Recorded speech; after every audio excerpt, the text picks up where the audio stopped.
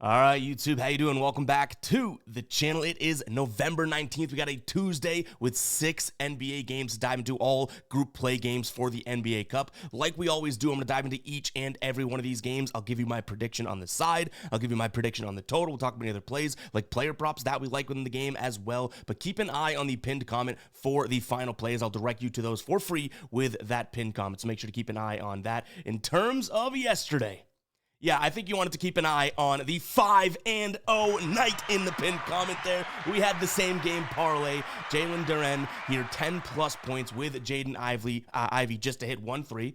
That cashes. We won't do the cha-ching for all of them. All right, fine. Then we had Jalen Duren here, double-double for plus money. That cashes. Rockets team total under 112. That was 112.5. That was a little bit juicy at minus 150, but nonetheless, it cashes. And then we really liked Tyus Jones last night for a half unit cash for plus money on his over and threes and his points plus assists. He cashed that points plus assist line with his points alone. So you know what? One more damn cha-ching there. Shout out to us last night for a 5-0 night. Sometimes the other shoes coming to drop tonight, but let's try and not make that happen with our play tonight. But still, some more good news here. The ride of the day, one more abuse of the soundboard here. The ride of the day coming in clutch from Jacob here. Fred VanVleet over 9.5 rebounds plus assists. It didn't look all that great at the start of the game, and then boom, kind of cashed early. So shout out to Jacob, shout out to Fred VanVleet for cashing this one. 9.5 rebounds plus assists. We do have some ride of the day news coming. I've been planning a few things, so Jacob, I'll be reaching out to you directly to kind of talk about it, but make sure to get those hashtag ride of the days in the comment section today, guys. All you have to do is list your favorite play with the hashtag ROTD or ride of the day. I jump on board with one person's play, give you a shout out in the next video. Win or loss, you get a shout out over on X as well and on the Guy Boston Sports site. If you win, we continue to ride with you and let you keep going on the streak, right? And you keep getting the shout outs. If you lose, we do got to talk about it. Looking forward to seeing what Jacob rolls with today. And then again, some news coming with the ride of the day. We might have a new format change and kind of cool competition going on with that as well. So make sure to keep an eye out for that and get those hashtag ride of the day's comments in there. But all right, enough rambling from me, enough gloating from me. Let's get into the sauce here. Shout out to the sauce. We got 6 NBA games. Let's start off. Hit that like button. Hit that subscribe button. Let's rock. We're starting it off with what should be an incredible game here. You have the Celtics hosting the Cavs. Obviously, the Cavs looking incredible. I've been a big fan of them this year. They are 15-0, 11-4 against the number. On the road, 7-0, but obviously they haven't lost anywhere, at home or on the road. Then you have the Celtics, 11-3, 4-2 at home, 7-7 against the number. But in fairness, I guess they've been in situations where they are blowing teams out and beating teams, but they have big numbers to lay. But nonetheless, this is a tough spot. I think that my bias has to come into play here at some point. I do like the Celtics. If this number was any larger, then maybe not, but you do have some banged up guys. I don't know if they play, but Okoro, Levert, like some bench guys are banged up for the Cavs, if that's any consolation. But to me, you could make an argument on either side of this one. And shout out to Jordan from It's the Final Round. If you guys don't know his channel, go ahead and check it out. It's the Final Round. Does picks on YouTube as well. I always think of him, and if you're watching this, Jordan, I always think of him now when these two teams played because we did some competition last year, which is really, really cool. But nonetheless, I do like the Celtics in this one. The reason that I could see someone getting to the Cavs is the fact that the Cavs shoot the 5th frequency, or the 5th highest frequency from the restricted area in the last 10 games. The Celtics this season, not exactly defending the rim all that well, 28th ranked. So they're allowing the 3rd most points in the paint allowed. Their perimeter defense has been really good, but that's where I would say the Cavs sort of side is great. But the negative is that the Cavs haven't been the best from preventing people from scoring from 3, and obviously that's the Celtics' MO, right? Number 1 in the league in terms of points from 3 offensively. The Cavs 9th worst in terms of stopping opponents shooting from 3. If that's going to be the case, that's going to be a tough one, you know what I mean? So I do think that kind of separates Celtics a little bit, but like I mentioned, if you like the Cavs in this one, there's not much I can say to talk you off of it, but I do think that my Boston Celtics here, my hometown team, will give them their first loss of the year. In terms of a total, I do like this to be a defensive game, but how many times have you guys heard me say that when we have these big games, right? I'm like, yeah, but we got to credit the defense and blah, blah, blah. It's like, then the team just go off and score. I'm still going to stick to my gut and still believe that both of these teams are very good defenses as well. So 234 is a little high. I'm going to look at the under, but I get it if you're like, dude, you say that about when Dallas played Golden State and it was like 1,000,000 to 1,000,000. And these big games, like the offense seems to reign superior. But to me, I still believe in both Cleveland and Boston's defense overall. I know I nitpicked a couple spots on the floor, but I still don't mind the under. Now, if we look at a player prop here, we're tossing it over to a guy with a great first name, Evan Mobley, over 114. I can't even talk this morning. Over 14.5 points. We have 15.5 for a little bit better if you don't like the juice of 114. It did change a lot, but this is him against the Celtics recently, and I already talked about the Celtics kind of struggling at stopping opponents at the rim, right? Evan Mobley and Jared Allen are the two guys that like to score down there. You can see on this line this year, he's hitting 10 of 14 games on the road, 4 of 7, and when he hasn't hit 13, 14, and 14. So I do like Evan Mobley. You can even filter to power forwards on this outlier tool, which go make sure to check out Outlier, guys. That link is down below. You get 7 days free. But we have power forwards. They're allowing the most points in the entire league to power forwards. So I think Evan Mobley could be a good spot tonight. My one concern is if he's going to get, the Jason Tatum covering treatment and whatnot. There has been games this year where Evan Mobley is looking really, really good, and then all of a sudden he goes in there and he gets in foul trouble, right? That being said, in his last I would say 5 games, he only has like 4 total fouls. So he's cooled off a little bit, but at the beginning of the year, it was not a shock to see him playing late in the game with 4 or 5 fouls and have to come out, you know what I mean? So yeah, I like Mobley. I'm just hoping that Tatum doesn't put him in the ringer in terms of foul trouble. All right, moving right along here, we have Brooklyn taking on Charlotte. Brooklyn favored by 3 in this spot. The total up there at 221.5. This one, I don't really want to overthink it. I think this is a Brooklyn spot. Have they been playing great? Not necessarily. Their record as of late has been pretty bad. They've lost 5 of their last 6 games, but they're still 10-3-1 against the spread. And they're a little bit better at home this year, just straight up, than they are on the road. They are at home here. And the Charlotte team only with 1 away win so far this year. They're 1-5. So I think this is a Brooklyn spot. And I normally would say, with Nick Claxton out, like that's obviously a huge reason as to why they've been struggling and yada, yada, yada. But this has been a Charlotte team that has been decimated at the center position with, Williams starting the season out, not to come back. Nick Richard playing well, and then all of a sudden he's out. You have Grant Williams as your starting 5 here. I don't really mind that. Now that the Nets are running with Ben Simmons at the 5, they have Finney Smith as well. So this is the type of Charlotte team that the Nets should match up well against in this spot. And Charlotte, the only thing that they're really doing, I would say, well and frequently, which usually is a good recipe. Second most in terms of 3-point attempts per game above the break in the last 10 games. This is a Brooklyn team that's actually kind of stuffing opponents from above the break. 34% from 3 in terms of the last 10 games here. And then just on the season, points allowed from 3, the 7th best team preventing it. So I do think that this could be a decent spot for Brooklyn to kind of come in here, slow this game down, and suppress Charlotte. So I think what I would actually look at is probably a Charlotte team total under, and then Brooklyn laying the points, right, instead of like the overall under, because I don't really want to stop Brooklyn from potentially scoring. I don't think that they're going to go out there and absolutely go off. I'm not saying that, but I do think a Charlotte team total under could be a good spot, because I think that this is going to be a Brooklyn team that kind of limits the one way that Charlotte's had some success scoring this season, right? So give me Brooklyn as well as the team total under. No player props that I'm loving in this one, especially with the injuries that we're getting and whatnot. Like, kind of just a little hazy on this. So I don't think there will be a touch on many player props. But as always, keep an eye on the final plays. If we do add anything that we don't talk about in the video, I'll make sure to give a little blurb and sort of rationale and reasoning as to why we do like it. So make sure to keep an eye on the final plays there for this one for any added player props.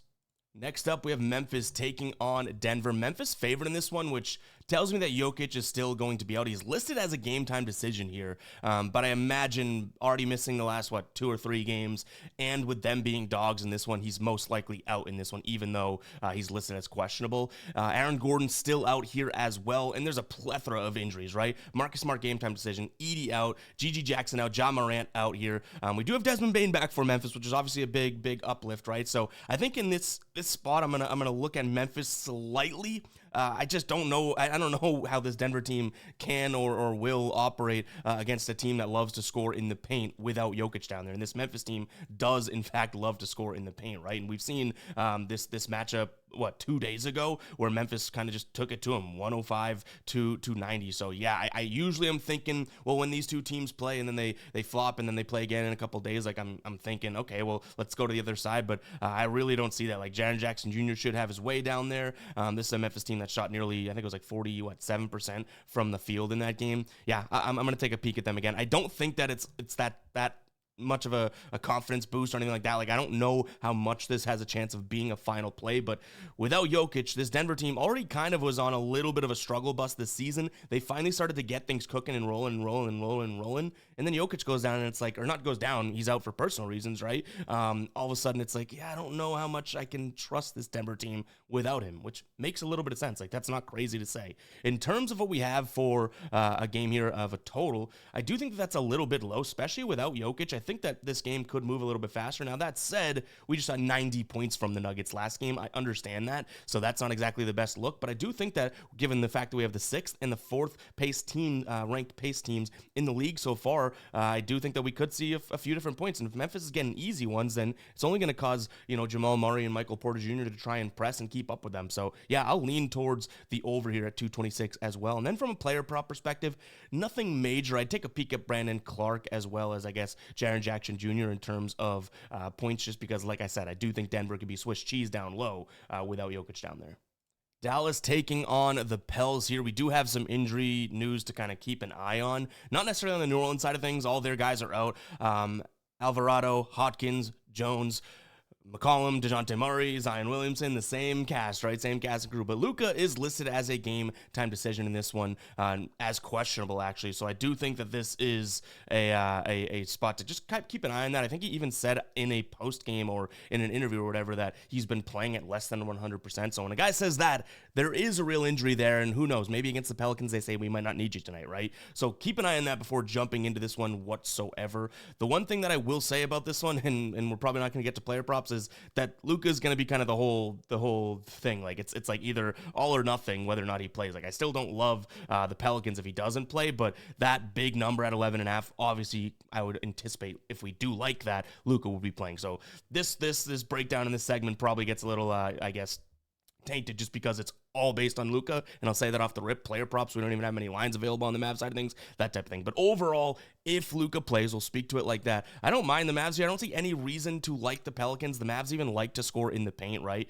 5th in terms of points per game in the paint so far this year, and then in the last 10 games, 5th frequency in terms of shooting field goal attempts from in the paint. This is a Pelicans team that's 2nd worst this season at preventing teams from scoring in the paint.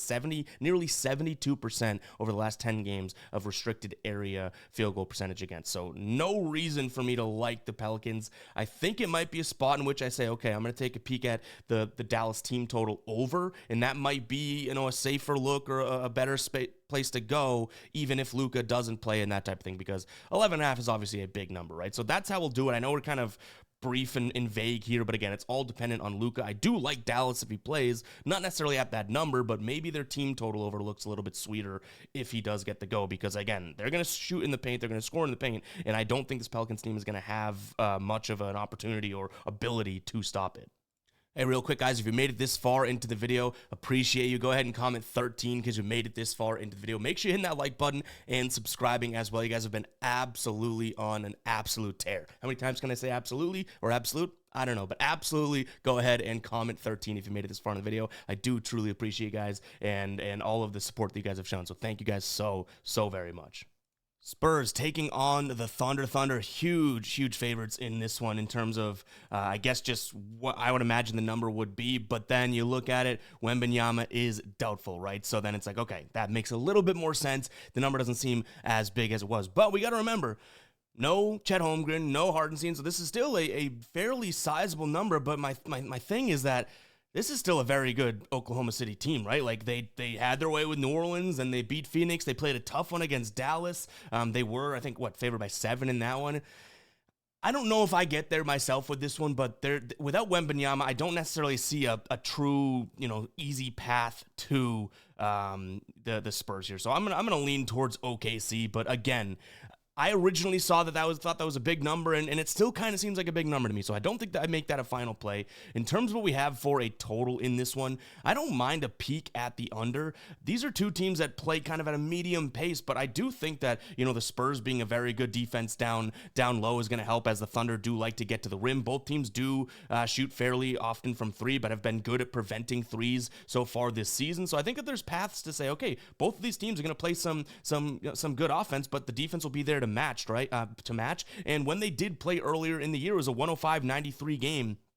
Way under this number, right? And that was with Wembanyama playing. Now he only had, I think it was like 5 points or something. That was with Chet Holmgren playing. He had nearly 20. So yeah, I don't mind this spot. And one player prop, and I say it all the time, I don't know how much I like it. I don't say it all the time, but I don't know how much I like it without Holmgren in there. But this is a Spurs team that seems to match up very, very well against Shai Gilgeous-Alexander. So maybe a potential look at his under, but that just seems a little bit crazy. Under 42.5 points, rebounds, and assists. Like, yeah, I don't know, but take a peek at this, guys. I mean, in fairness, he definitely, against the Spurs, does not crush this number. In fact, earlier in the year, right? Look at that. That is 18 points, 4 rebounds, and 5 assists. Now, they were blowing him out. They're beating him decently. He only played 26 or 27 minutes, so that's a factor. But even to the point guard position, they're not all that bad defensively. This year, he hasn't been crushing this line, but again, it's without Chet Holmgren. So if we say no Chet Holmgren, he's been under twice, over twice. Last season without Chet, I guess he didn't have any of those games. So yeah, it's kind of a tough spot to say,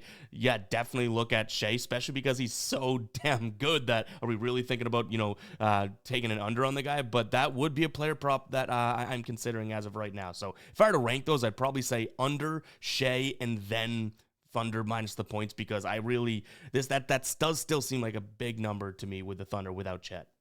Next up, we have the Lakers taking on Utah, and I hate to do it because we have 6 games in here, and I believe I like pretty much all the favorites today, so I know that that's going to be tough. But yeah, I don't see a clear path to Utah now. What I will say is the path would be, I think it's way too big of a number for the Lakers, so there you go. Then maybe there's like a by default lean to Utah, but realistically, this Utah team isn't all that great at stopping points in the paint, right? I mean, they're not terrible, but this is a Lakers team that loves to shoot in the paint, top 10 in the league in terms of frequency.